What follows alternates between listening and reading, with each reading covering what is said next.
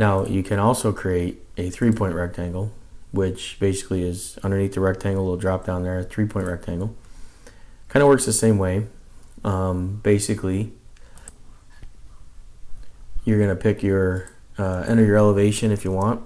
You're going to pick your first corner, and then you're going to pick your second corner, and then you're going to be able to give it a width. So you can see here that I'm actually able to put this in at an orientation. So if I, put in that first coordinate, and then I could say that the width here is 500, and then when I click apply, you'll see that it actually going in this direction. So from this point to this point, a positive value is going to draw it to the right. If I put a negative width of 500, it would draw it to the left. So if I do it again, I pick here, and I do this way, and I do a negative 500, you'll see that it draws it to my left side.